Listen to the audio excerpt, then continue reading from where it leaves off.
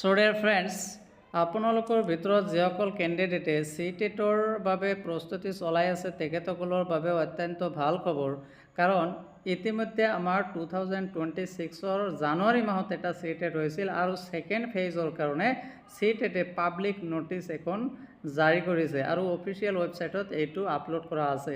গতিকে এই নটিচখন আপোনালোকৰ বাবে অত্যন্ত গুৰুত্বপূৰ্ণ যদিহে আপুনি CTET দিব বিচাৰে। সো ইয়াত কোৱা হৈছে পাব্লিক নোটিছ কোৱা হৈছে the central board of secondary education will conduct the 22nd edition of central teachers eligibility test CTET 1 6th September 2026 Sunday paper 1 and paper 2 অৰ্থাৎ ছেপ্টেম্বৰ মাহৰ 6 তাৰিখে আমাৰ CTETখন আকৌ পতা হ'ব 2026ত। তাৰপিছত কোৱা হৈছে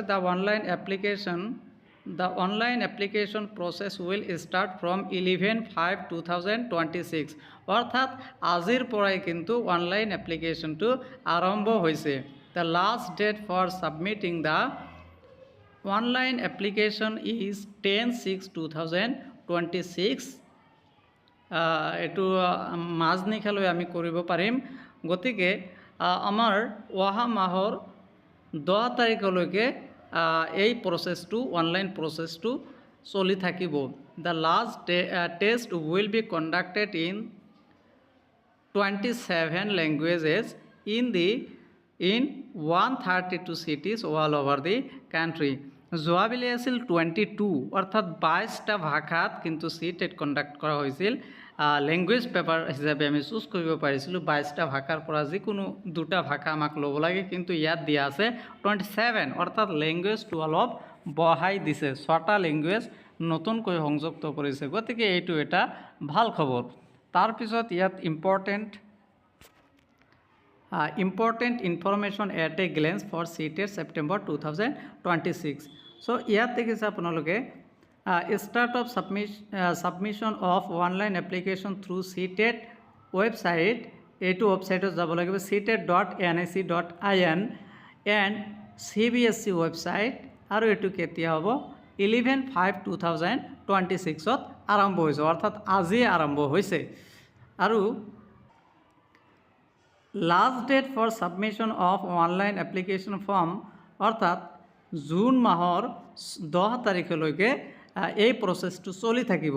the last date for submission of fee through debit credit card net banking, আৰু যিটো আমি পে'মেণ্ট কৰোঁ এই পে'মেণ্টৰ লাষ্ট ডেটো কিন্তু একেই আছে 10/6/2026 অৰ্থাৎ জুন মাহৰ 10 তাৰিখলৈকে আপোনালোকে পে'মেণ্ট কৰিব পাৰিব।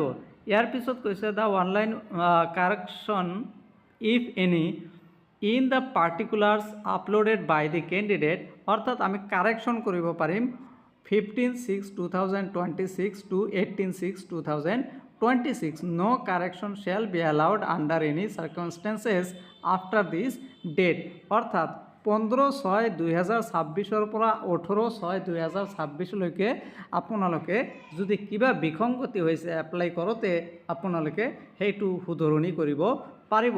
আৰু তাৰপিছত কোৱা হৈছে download admit card 2 days before the examination day of examination অৰ্থাৎ পৰীক্ষাৰ 2 দিন আগতে আপোনালোকে এডমিট কাৰ্ডখন ডাউনলোড কৰিব পাৰিব। ডেট অফ এক্সামিনেশ্যন 6/9/2026 ছানডে অৰ্থাৎ আমাৰ ছেপ্টেম্বৰ মাহৰ 6 তাৰিখে পৰীক্ষাটো অনুষ্ঠিত কৰা হ'ব ৰবিবাৰ দেওবাৰৰ দিনা। Declaration of result by the end of October 2026 tentatively অৰ্থাৎ সম্ভাৱনা আছে আমাৰ অক্টোবৰ মাহৰ শেষৰ পিনে ৰিজাল্ট দিয়াৰ সম্ভাৱনা আছে। চ' এইখিনি আছিল আপোনালোকৰ বাবে নটিফিকেশ্যন। গতিকে আপোনালোকে এতিয়াৰ পৰাই প্ৰস্তুতি চলাই যাওক, আৰু যদি প্ৰস্তুতি চলাইছে আপোনালোকে নিজৰ যিটো হাৰ্ড ৱৰ্ক সেই হাৰ্ড ৱৰ্কটো আপোনালোকে ইনটেক্ট ৰাখক, আপোনালোকে খুব ধুনীয়াকৈ এক্সামটো দিয়ক, আৰু অহা বছৰ বা এই বছৰৰ শেষৰ পিনেই কিন্তু ভেকেঞ্চি ওলোৱাৰ সম্ভাৱনা আছে। So' thank you very much for ৱাচিং দ্য ভিডিঅ'।